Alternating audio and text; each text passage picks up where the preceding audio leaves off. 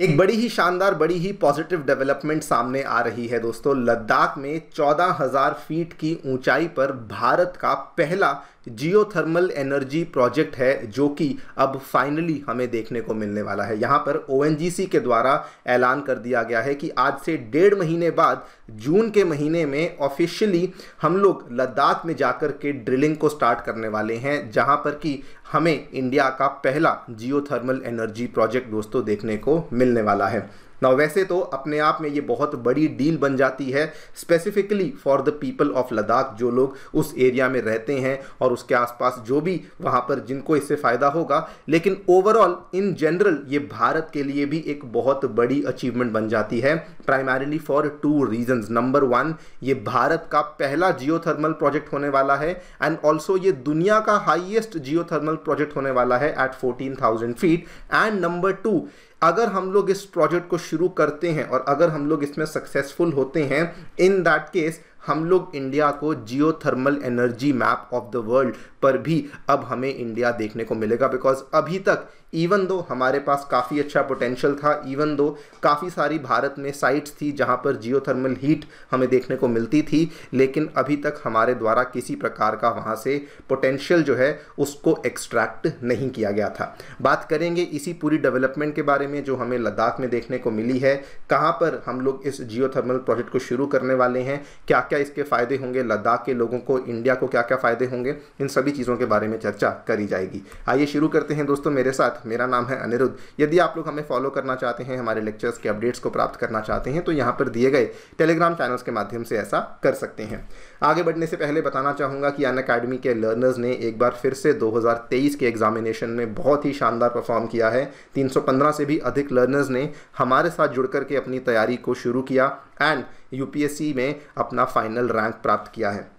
अगर आप भी तैयारी शुरू करना चाहते हैं तो हमारे सेंटर्स नई दिल्ली के करोल बाग में, मुखर्जी नगर में, साथ में उत्तर प्रदेश के प्रयागराज में दोस्तों आ चुके हैं। अगर आप किसी भी तरह की काउंसलिंग एक्सपेक्ट करते हैं कि आपको किसी तरह का काउंसलिंग चाहिए, किसी तरह का डाउट है उसको क्लियर करवाना है, प्रोसेस बहुत ही सिंपल है। नीचे डिस्क्रिप्शन बॉक्स में दोस्तों आपको एक बिटली लिंक दिया हुआ है, हमारी टीम आपको रीच आउट करेगी। अगर आप इस फॉर्म को भरते हैं, आपकी जो भी डाउट्स हैं, जो भी क्वेरीज हैं, उनको सॉल्व करवाया जाएगा एंड साथ में आपको जो है यहाँ पे एनरोलमेंट का प्रोसेस भी बताया जाएगा। और आपको बता दूं, इन सेंटर्स में हम आपके लिए करंट अफेयर्स की कवरेज भी करवाते हैं, सीसैट की कवरेज भी करवाते हैं, and most importantly 1:1 mentorship and doubt solving के सेशंस भी दोस्तों आपके लिए अवेलेबल करवाए जाते हैं। All right, so basically ONGC ने अनाउंस किया है कि वो हमारी लद्दाख की वैली में एक पूगा वैली नाम से जगह है, जहां पर वो लोग इलेक्ट्रिसिटी को जनरेट करने वाले हैं थ्रू जियोथर्मल एनर्जी। बहुत ही सिंपल शब्दों में कहूं, जियोथर्मल एनर्जी बेसिकली क्या होता है?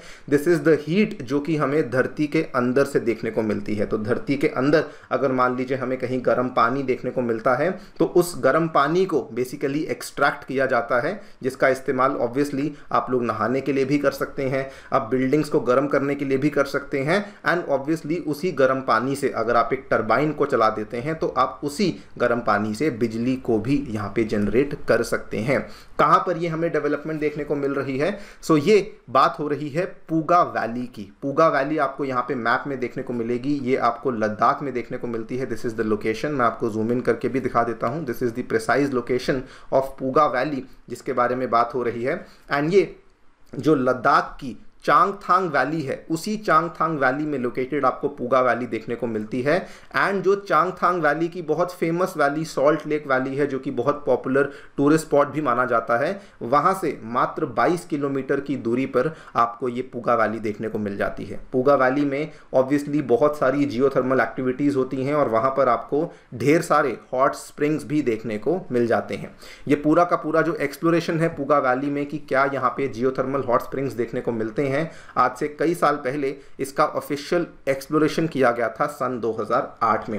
और आज हम लोग देख रहे हैं कि फाइनली ओएनजीसी हैज डिसाइडेड कि वो जून के महीने में इसी पूगा वैली में जाकर के ड्रिलिंग को स्टार्ट करने वाले हैं भारत के पहले जियोथर्मल प्रोजेक्ट के लिए। यहां पर आप देख पाएंगे ओएनजीसी ने अनाउंस किया है, they are planning to mount a fresh drilling campaign in June for India's first geothermal project. और इन्होंने यहाँ पर यह भी बताया है कि जून के दूसरे तीसरे हफ्ते में ये लोग पहली जो खाई है उसको खोदना शुरू करेंगे और ये 2 जियोथर्मल वेल्स को कंप्लीट करने की कोशिश यहाँ पे करने वाले हैं, जिनकी गहराई हजार मीटर की होने वाली है by September end, so that यहाँ से प्रॉपरली जो हॉट स्प्रिंग्स का जो पोटेंशियल है उनको एक्सप्लॉइट करना यहाँ पे शुरू किया जा सके।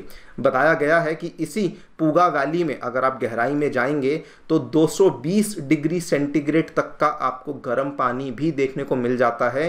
एंड ये लोग का जो टारगेट है वो यही है कि पहले जो यहाँ से स्टीम निकलेगी उससे ये लोग बिजली का उत्पादन करने वाले हैं, एंड इवेंचुअली जो यहाँ से स्टीम निकलेगी और गर्म पानी निकलेगा उससे ये लोग space heating, aqua farming, herbal spa, ये सब तरह की चीज़ें भी हमें यहाँ पे देखने को मिलने वाली हैं। एक बहुत ही इंपॉर्टेंट यहाँ पर हमें जो चीज़ देखने को मिली है दैट इज कि इस बार ONGC is being advised by various consultants जो कि आइसलैंड के देश से आए हैं। आइसलैंड दोस्तों आपको मालूम होगा देश है जो कि नॉर्थ पोल के बहुत नज़दीक देखने को मिलता है, एंड ये एक ऐसा देश है जिसमें कि 2/3 of its primary energy is basically derived from geothermal energy. तो भारत ने इस बार आइसलैंड से कई सारे कंसल्टेंट्स को, एडवाइजर्स को बुलाया है जो कि इस प्रोजेक्ट में भारत की हेल्प कर रहे हैं। उसके पीछे एक और रीज़न ये भी है, आज से 2 साल पहले 2022 में ONGC ने इसी पूगा वैली में ड्रिलिंग करनी शुरू करी थी, लेकिन ड्रिलिंग की अभी शुरुआत ही करी थी और स्टार्टिंग में ही क्या देखने को मिला कि एकदम से अनकंट्रोल्ड पानी उस वेल से बाहर आने लगा। जब वो बहुत ज़्यादा पानी बाहर आने लगा तो उसे एक ब्लोआउट कहा जाता है, और उस ब्लोआउट में बहुत सारा जियोथर्मल फ्लूइड बाहर आ गया जिसमें कि काफ़ी सारा सीमेंटेड रॉक, काफ़ी सारी क्ले, काफ़ी सारा हॉट वाटर था जो कि आसपास के इलाकों में काफ़ी फैल गया। बिकॉज यहाँ पर एक तरीके से छोटा सा डिजास्टर हो गया था तो ONGC को इमीडिएटली काम को बंद करना पड़ा, बिकॉज पूगा वैली अपने आप में एक बहुत ही सेंसिटिव एनवायरमेंटल एरिया है जहाँ पे आसपास काफ़ी सारी स्ट्रीम्स भी बहती हैं और काफ़ी सारी वाइल्ड लाइफ भी देखने को मिलती है। And in order to avoid कि ऐसा कोई भी एक्सीडेंट दोबारा ना हो, इस बार इंडिया के द्वारा आइसलैंड से कई सारे कंसल्टेंट्स को भी यहाँ पर बुलाया गया है।